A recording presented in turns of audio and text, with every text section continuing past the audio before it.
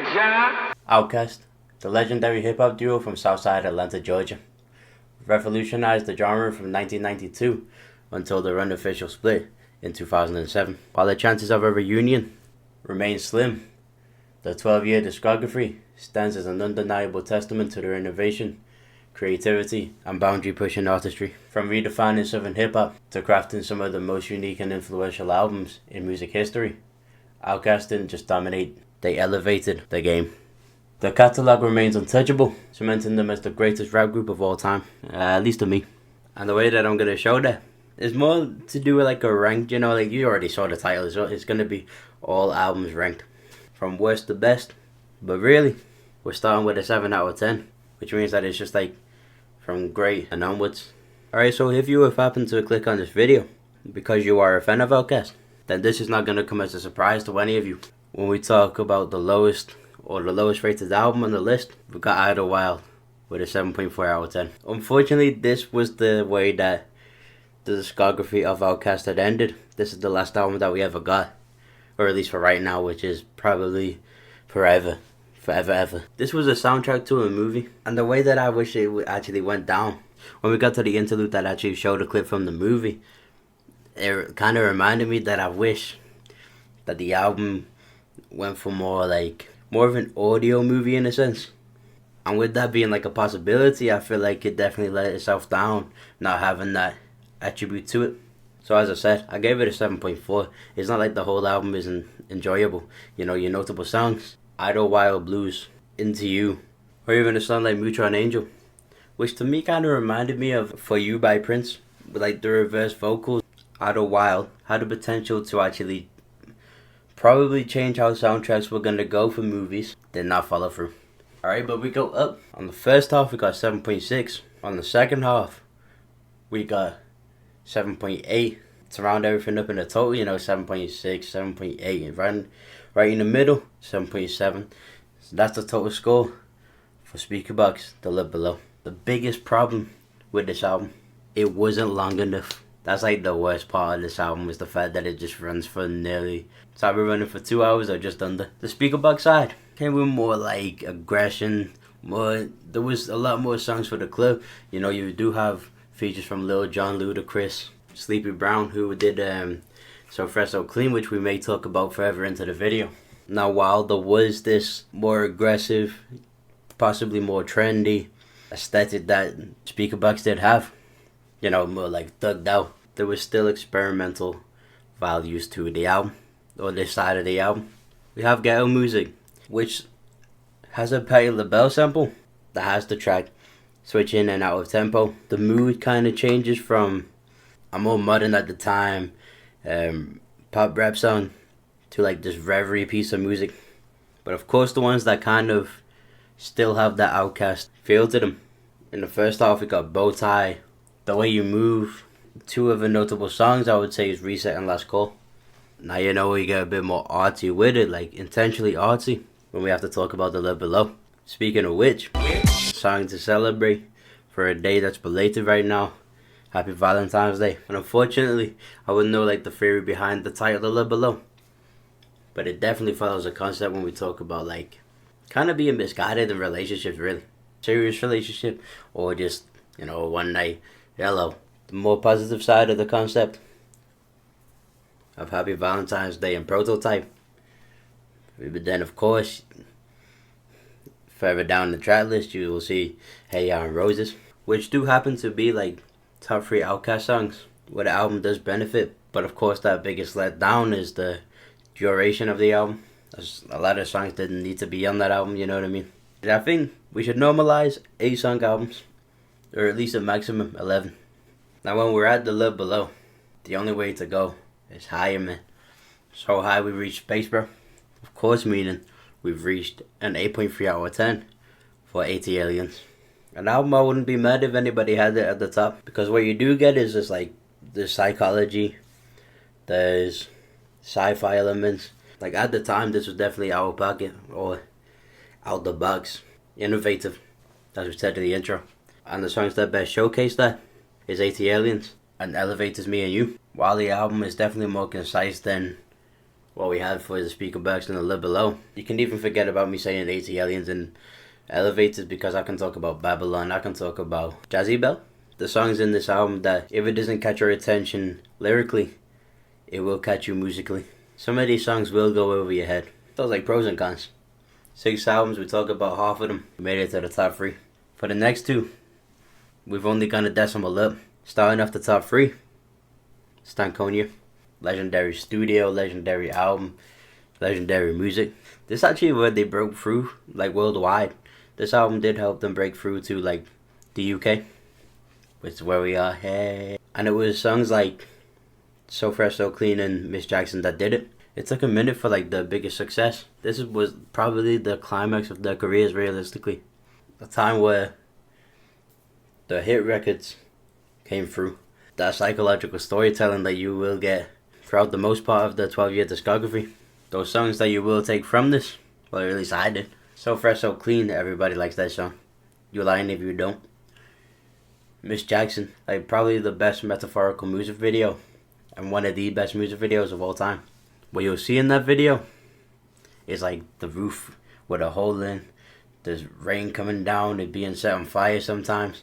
Basically what they're saying is, you know, Erykah Badu and Andre 3000, and even with Big Boy and whoever he was talking to, the perspective is, or the concept is, broken home.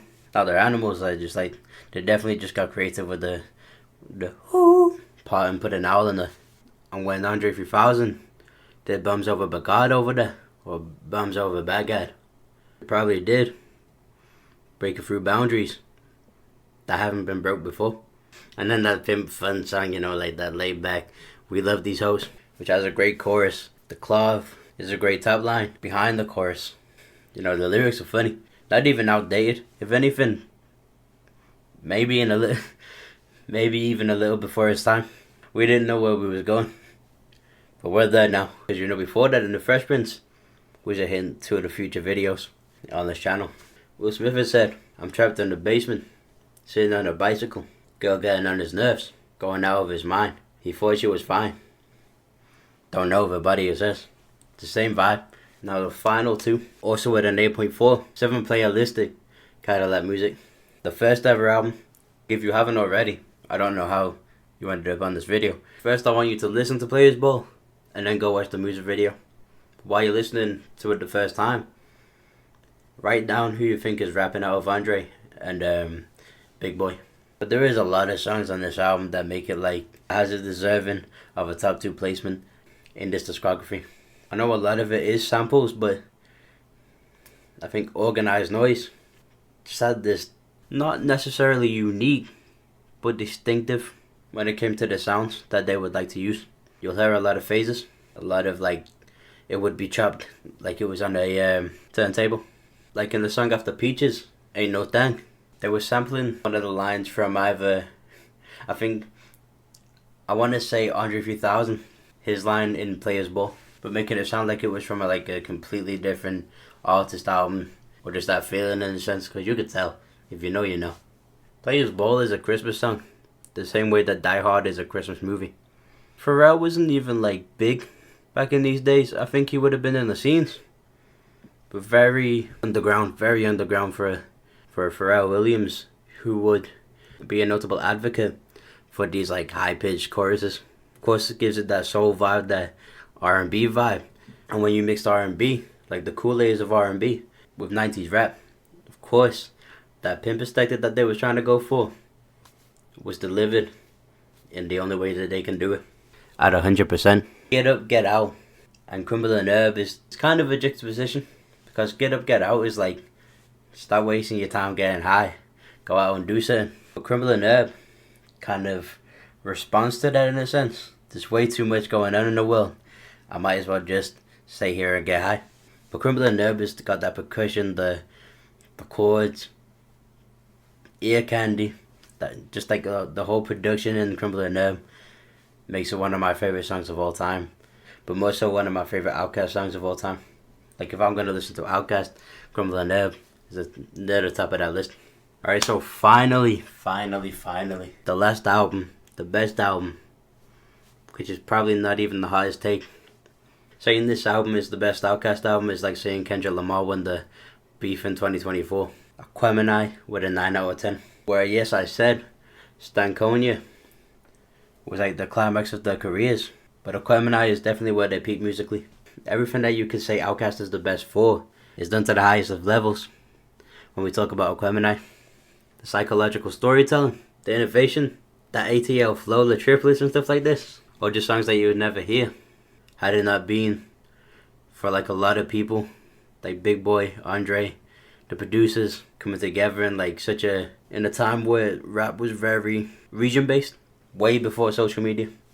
Like of course Rosa Parks is one of the best like pop rap songs, especially with the statement that it makes. Aquemini is psychedelic, psychological, and just like bar out. Things that I do notice when I'm listening to songs like this, even when I'm just listening to rap in general, there's a difference, and you can go watch this video.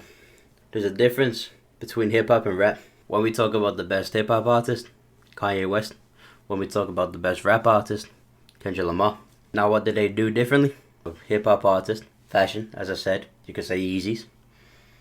Branding, you could definitely say that. Marketing is more in the hip hop side than it is in the rap side, because when you talk about rap, it's just rhythm and poetry.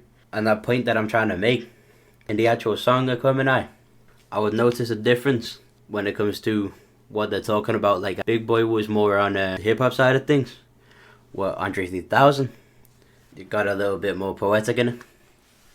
When we want to talk about one of the actual best rap songs of all time, go watch that video as well. The Art of Storytelling Part 1. I looked it up on who sampled.